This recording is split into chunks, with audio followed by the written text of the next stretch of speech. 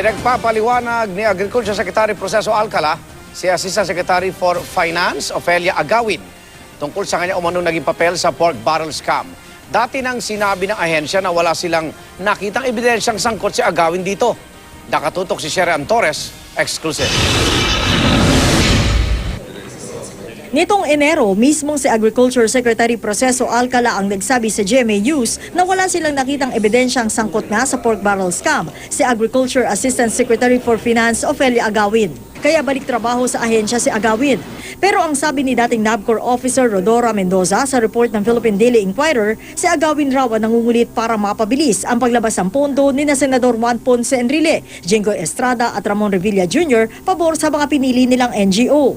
Ngayong hapon, nagmemo si Alcala kay Agawin para pagpaliwanagin siya sa issue. Nag-issue na po ng memorandum si Secretary kay ASEC Agawin. Yung pong kanyang memo is requiring her to explain within 24 hours yung pong sinasabi nga po na involvement niya dun na sa nabanggit na pagsisiwalat ng NABCOR officials. Maghapong tinangka ng GMA News na makuna ng pahayag si Agawin at si Alcala, pero abala raw sila sa mga meeting. Pero dati na itinanggi ni Agawin sa GMA News na sangkot siya sa anomalya. Wala po kaming itinatago, lahat po ng ginawa namin base lang po doon po sa pagpaprocess at pag-accredit. Kaya po anytime po, payag po akong maimbestiga. Bago po sana sila maglabas ng kahit ano pong sa dyaryo, sana po checkin pong mabuti. Magtanong po kung talaga pong ito ay totoo.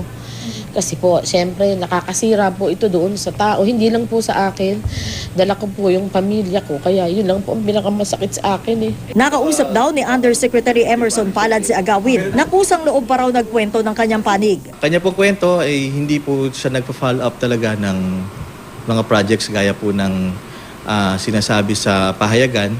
At doon din pong hindi rin daw po siya naging treasurer ng ZIREC. Naging treasurer lang po yata. Nito lang po ng panahon ni Secretary Alcala. Hiningi na raw ni Alcala ang lahat ng mga dokumento at gastusing pinasok ng NABCOR, partikular noong mga panahong iba pa ang namumuno ng DA, sabi ni Palad. Sherry Torres, nakatutok, 24 oras.